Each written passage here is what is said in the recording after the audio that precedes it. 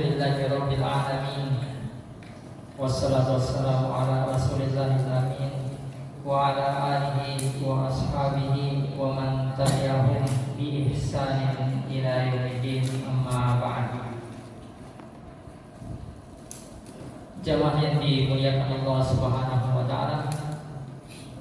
Alhamdulillah, pada malam hari ini kembali Allah Subhanahu wa taala mengumpulkan kita dalam kebaikan, yaitu bermajelis ilmu mempelajari agama Allah Subhanahu wa taala, terutama yang berkaitan dengan hukum-hukum ibadah kepadanya.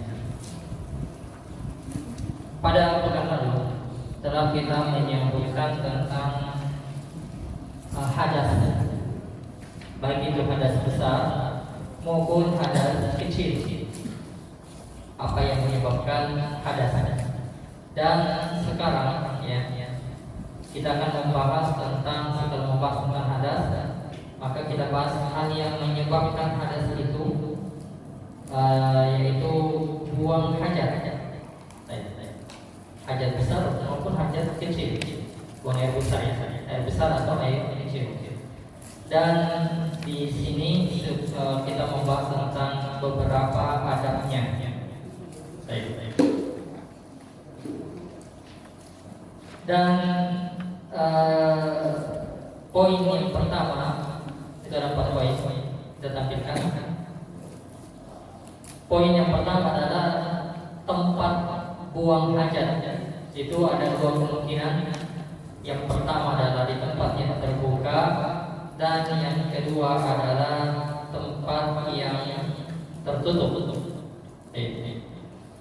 Kita awal dari atas. Yang pertama, jika buang hajat di tempat yang terbuka, maka apa yang harus dilakukan? Yang pertama adalah menjauh dari pandangan manusia. Dari hadis Al-Mughirah bin Syu'bah radhiyallahu anhu, beliau mengatakan, kuntu ma'an Nabi sallallahu alaihi wasallam fi safarin. Saya pernah bersama Nabi sallallahu alaihi wasallam dalam suatu perjalanan. Terus kemudian Nabi sallallahu alaihi wasallam berkata kepada Al-Mughirah, ya Al-Mughirah, khuzil hidawata, ambil tempat berisi air, bejana gitu. Fa akhadtuha, lalu saya memberikannya kepada Nabi sallallahu alaihi wasallam, mengambilnya dan memberikannya kepada Nabi sallallahu alaihi wasallam. Terus fantalaqa Rasulullah sallallahu alaihi wasallam, lalu Rasulullah sallallahu alaihi wasallam menjauh hatta tawara anni, sampai tidak kelihatan lagi. Setelah itu barulah beliau faqada hajatahu, beliau menyelesaikan hajatnya. Jadi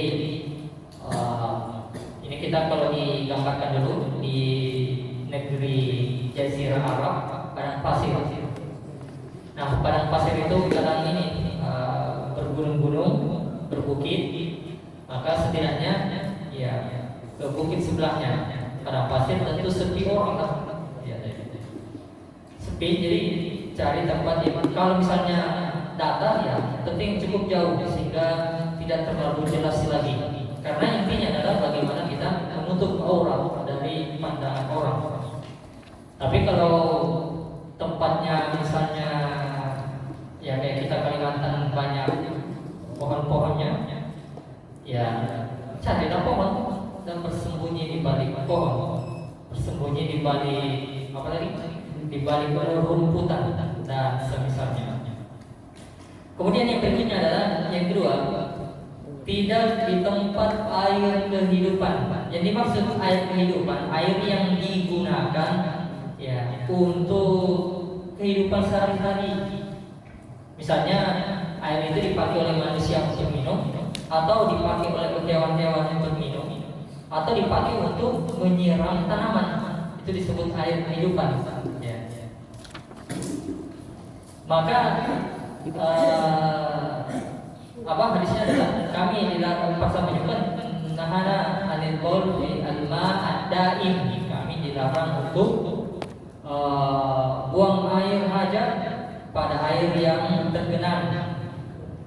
Yang dimaksud air tergenang air gini ya, pada musim hujan turunlah air, lalu kemudian air itu berkumpul di suatu tempat kolam, misalnya menjadi kolam, dan ya musafir lewat di situ, hewan-hewan biasa minum di situ, para penggembala meminumkan ternaknya di situ, itulah disebut ya air kehidupan.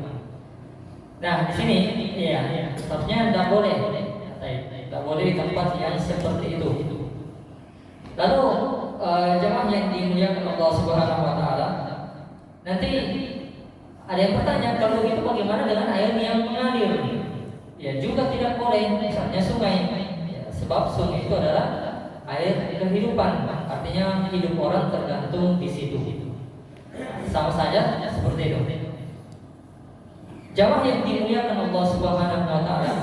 Jadi orang sekarang mengatakan apa ya? Lingkungan hidup dan semisalnya, Islam dari awal sudah mengajarkan itu. Adapun kalau misalnya itu bukan air kehidupan, tapi air mematikan, apa contohnya air mematikan? Kolam galian batu bara berasam, berenang di situ mati. Nah itu bukan disebut air kehidupan, ya. Baik. Jadi adalah intinya untuk tidak mencemari air tersebut, walaupun tidak sampai, misalnya tidak sampai menimbulkan najis, ya. Walaupun najisnya itu larut oleh air tersebut, tetapi ya hendaknya dihindari tempat yang seperti itu. Saya pun tidak salah itu ada suatu desa di daerah Bone, Sulawesi Selatan. Itu ada sungai di situ, dilarang orang minum di situ untuk buang hajat. Jadi mereka boleh mengambil air saja di situ, dan itu sepakat warga desa menjaga airnya itu. Ya, mengambil airnya, lalu kemudian mereka nanti buang hajatnya di tempat lain. Yang ketiga adalah tidak di jalanan, dan sekalian hadisnya sama, tidak di tempat bernaung. Nabi Shallallahu Alaihi Wasallam mengatakan bahwasanya ittaqi al-la'anaini, bertakwalah dari dua hal yang bisa mendatangkan laknat. Yang pertama adalah buang hajat di jalanan, ya, tempat yang dilewati oleh manusia. Ya, walaupun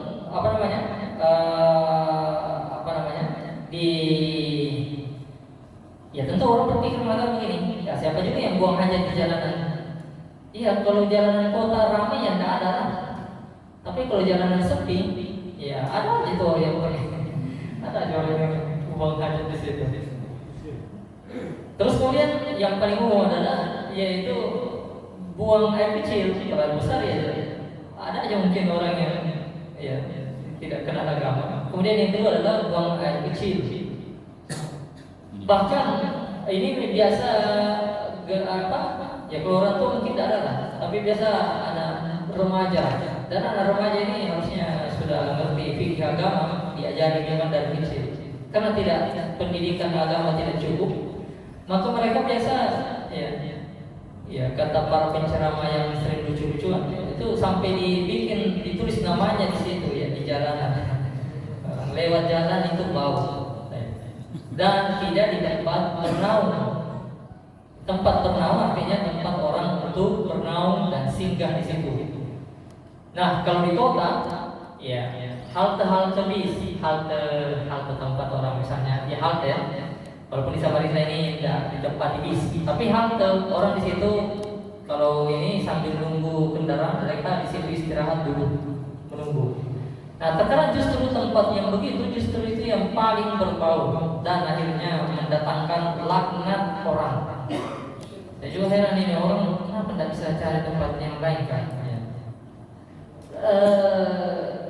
Dan ya luar biasa baunya karena jelas tidak ada tempat, tidak ada disiram di situ. Kemudian berikutnya adalah tidak di tengah pasar. Maksudnya ini ya karena ini banyak orang di situ. Kecuali memang di pasar itu sudah disediakan WC untuk tertutup lagi tengah. Yang keenam adalah tidak di perkuburan, sebab mereka semua adalah harus dihormati baik di masa hidupnya maupun setelah di masa wafatnya. Nabi Shallallahu Alaihi Wasallam melarang, ya salah satu antara tempat yang dilarang untuk buang hajat adalah di kuburan. Itu adalah merupakan penghinaan, ya penghinaan kepada kuburan itu, karena kuburan adalah tempat yang harusnya dimuliakan. Ingat ya, dimuliakan, bukan dikeramatkan. Beda itu. Kalau dikeramatkan ya lain lagi nanti jadinya. Tapi dimuliakan karena di situ adalah tempatnya kaum muslimin. Yang ketujuh, tidak di tempat berlubang. Yang dimaksud di sini adalah yaitu ya kalau kita bicara Islam ini, kita selalu gambarkan dulu kondisi di Jazirah Arab sambil kemudian setelah itu nanti kita komparasikan dengan kondisi kita. Jadi tidak tempat berlubang karena ya misalnya orang bukit-bukit batu, lalu orang pergi ke situ lalu buang hajat untuk menghindari. Namun terkadang ada lubangnya, nanti jangan situ karena boleh jadi situ adalah tempatnya ular, tempatnya kalajengking atau binatang yang berbahaya. Ya. Kita ingat kisah Nabi Sallallahu Alaihi Wasallam yang masuk ke dalam gua Thur, dan ketika di dalam Abu Bakar radhiyallahu anhu menutup semua lubang-lubang yang memungkinkan ada binatang. Namun ada satu lubang yang tetap tidak bisa ditutup. Akhirnya beliau kena sengatan dan sampai demam, kesakitan. Lalu Nabi Sallallahu Alaihi Wasallam mengobati beliau. Maka sama seperti itu ya di tempat yang mengkhawatirkan, karena kalau sudah kencing tiba-tiba ada ular, gimana ya, orang sambil lari berhamburan lah kencingnya kemana-mana. Karena itulah dilarang di tempat yang berlubang itu. Kemudian yang berikutnya adalah kalau di tempat terbuka, maka membuka pakaian itu setelah dekat dengan tanah. Ya, setelah dekat dengan tanah. Jadi jangan dari atas sudah dibongkar semuanya. Baik, kalau mau jongkok ya maka jongkok, nanti setelah dekat-dekat tanah baru diangkat pakaiannya. Dan yang kesembilan adalah yaitu tidak boleh menghadap ke kiblat. Dari Abu Ayyub Al-Ansari radhiyallahu anhu, Nabi sallallahu alaihi wasallam bersabda, "Idza ataitumul gha'ib," kalau kalian mau buang air besar, fala tastaqbilul qiblah, jangan menghadap kiblat, wala tastadbiruha bi baulin wala ghaidin, dan jangan juga membelakanginya, wala buang air kecil maupun air besar, walakin syarriqu wa gharribu, tapi menghadaplah ke timur atau ke barat. Ini kalau di Madinah hadap timur, hadap barat supaya tidak menghadap kiblat. Kalau kita kan menghadap ke arah utara, ya jadi menghadaplah ke selatan atau ke menghadaplah ke timur barat, sama aja mungkin ya. Oh iya sama. Jadi jamaah yang dimuliakan Allah Subhanahu wa taala, buang hajat itu tidak menghadap ke kiblat, dilarang menghadap ke arah kiblat. Arah yang paling mulia adalah arah kiblat. Dan juga tidak boleh dibelakangi. Dalam hadis Abdullah bin Umar radhiyallahu anhu, ya, inna nasan yaqulun, para sahabat mereka mengatakan, iza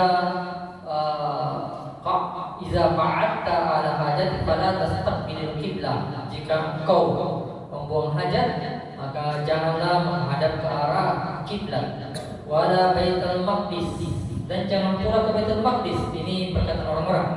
Maka Abdullah bin Umar mengatakan ya bahwa yang diajarkan adalah yaitu dilarang menghadap ke kiblat, bukan sekedar ke Baitul Maqdis juga, karena jadi repot kita ini, karena arahnya kemana-mana. Namun kata Abdullah bin Umar bahwa saya faraitu Rasulullah sallallahu alaihi wasallam ya ada labinataini, di antara dua ada tembok, ada bangunan gitu. Rasulullah sallallahu alaihi wasallam itu buang hajat mustaqbilan Baitul Maqdis li hajatihi, Dan waktu itu beliau menghadap ke Baitul Maqdis sewaktu buang hajat. Terus kemudian jamaah yang dimuliakan Allah Subhanahu wa taala, dalam hadis yang lain ya.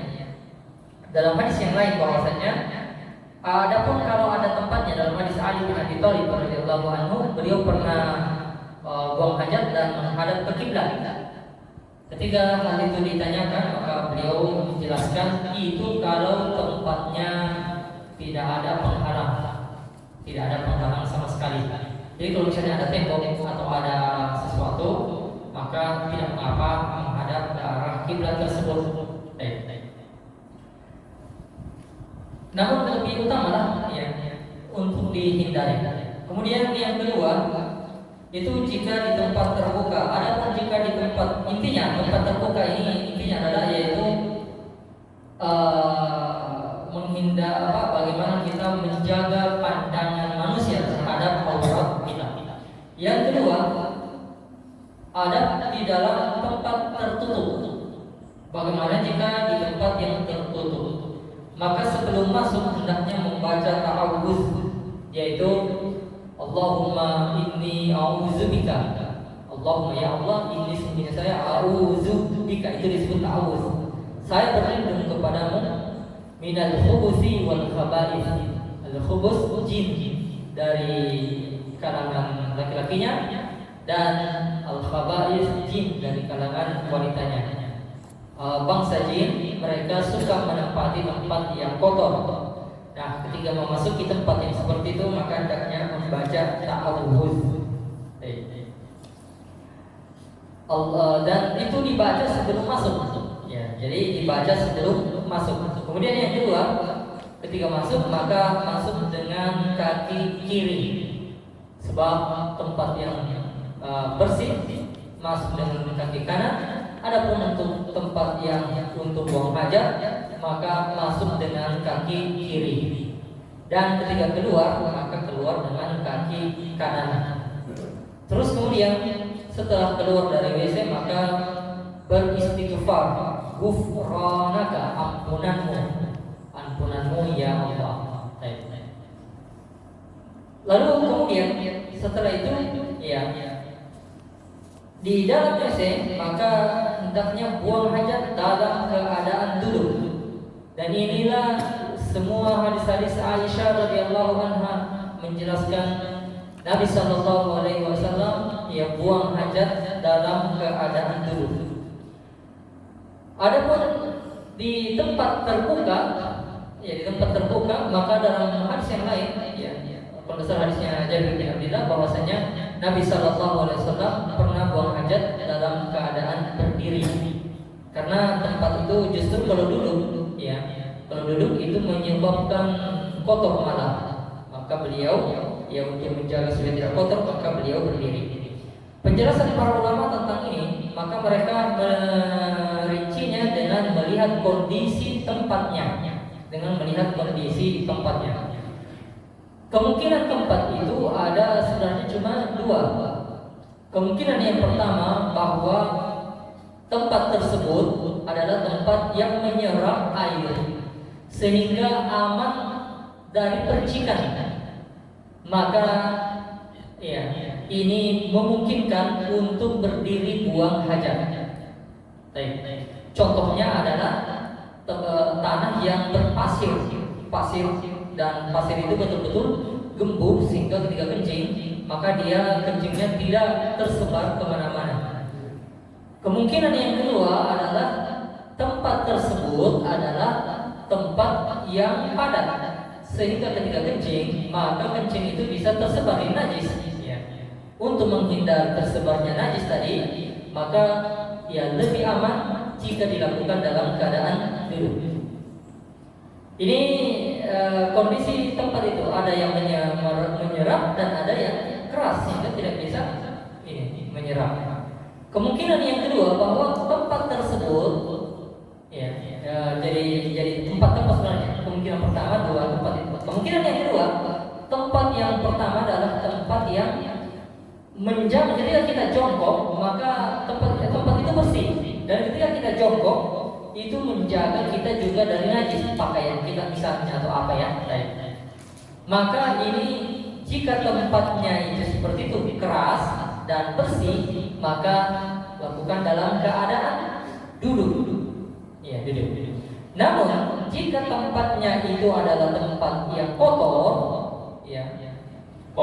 maka dilakukan dalam keadaan berdiri karena dikhawatirkan jika kemudian kena kotoran atau najis dari tempat tersebut.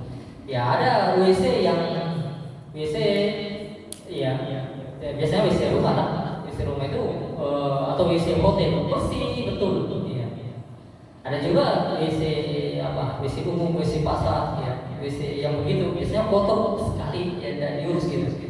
Nah, di sini maka lihat kondisinya mana yang lebih aman. Terus kemudian jamaah yang dimuliakan Allah Subhanahu wa taala, ini dan untuk di dalam WC sekarang ini air tercukupi, ketersediaan air cukup. Jadi kalaupun pertama bahwa lantai WC itu kan keramik keras.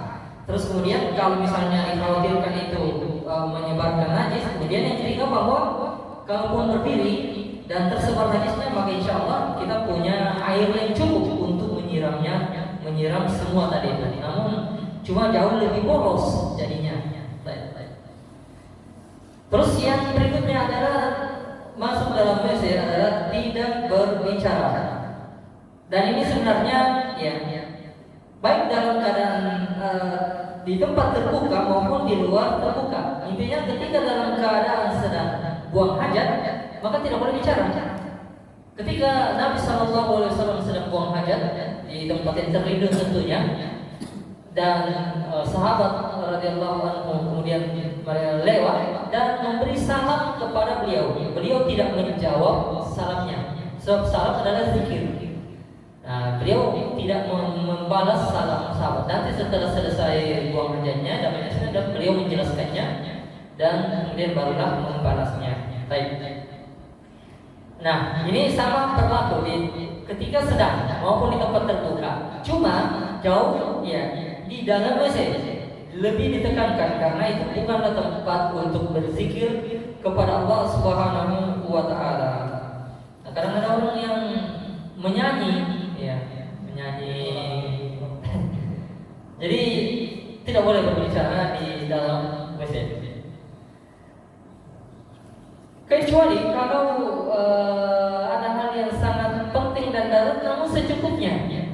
Secukupnya. Kalau perlu dan perlu bicara. Misalnya ada orang yang nanya, ada orang dalam,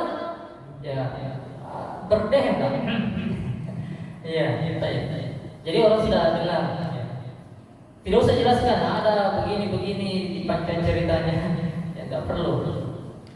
Atau mengobrol bercerita, apalagi baca Quran, auzubillah, atau nyanyi. Kemudian yang itu adalah tidak membawa tulisan. Secara umum tulisan ilmu dan secara khusus adalah tulisan misalnya yang bertuliskan ayat Al-Quran, apalagi bawa mushaf, atau membawa nama-nama yang dalamnya kertas yang bertuliskan nama-nama Allah atau nama-nama Nabi Sallallahu Alaihi Wasallam, atau kertas walaupun tidak bertuliskan nama Allah, tidak ada ayat Al-Quran, tidak ada nama Nabi Sallallahu Alaihi Wasallam, tidak ada hadisnya, tapi kertas itu adalah kertas ilmu. Artinya misalnya buku fikih mungkin kertas. Kalau buku secara satu buku tentu ada nama Allah. Tapi kalau satu buku, maka ini hendaknya diletakkan dan ditaruh di luar, tidak dibawa masuk ke dalamnya. Lalu para ulama menjelaskan, bagaimana dengan uang? Perlu dipahami bahwa uang pada zaman dahulu adalah berupa logam emas, dinar, atau logam perak, dirham. Nah, emas itu dahulu ditulis dengan ada nama Allah di situ. Nama khalifah yang berkuasa dengan ada juga biasa nama Allah. Kalau nama khalifah terkadang namanya memang gelarnya itu ditulis juga. Misalnya Al-Mu'tasim Billah, Jadi ada nama Allah di situ. Maka itu ya pengecualian lah, karena kalau ditaruh di luar hilang. Jadi sama dengan uang yang kita miliki, uang kertas itu tertulis Tuhan yang Maha Esa. Dicek lah, ya itu ada tertulis Tuhan yang Maha Esa. Dan tentu yang dimaksud di situ ya bagi kaum muslimin adalah Allah, sebab Maha Esa tunggal hanya ada satu, yaitu Allah Subhanahu Wa Taala. Namun kalau kita taruh uang 500.000 di luar, ya keluar hilang itu. Jadi dompet dibawa masuklah ke dalam bersama dengan adapun mushaf ya. Tidak mengapa orang curi, mudah-mudahan dia dapat hidayah.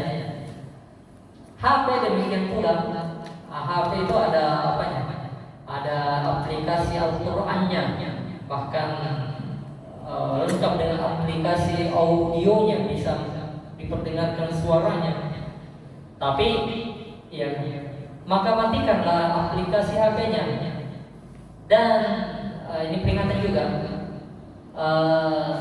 jangan jadikan ringtone-nya, alarmnya itu dengan ayat-ayat atau zikir ataupun dengan hadis-hadis atau perkataan yang seperti itu misalnya. Sehingga kalau bisa masuk WC matikan HP-nya. Ya. Nanti ada yang ringtone-nya bunyi ayat, pas dalam WC berbunyi. Misalnya bunyinya ayat kursi, Allahu la ilaha illallahul hayyul qayyum. Ya, akan repot itu. Digantung lagi tinggi-tinggi pas dia lagi. Jadi ya tidak, HP matikan dan jangan menggunakan ya seperti itu. Atau misalnya suara azan, jadi alarmnya suara pas di dalam WC bunyi suara alarm azan. Ya, ini tidak benar. Ya, tidak boleh, tidak boleh seperti itu. Terus kemudian jamaah yang dimuliakan Allah Subhanahu Wa Taala itu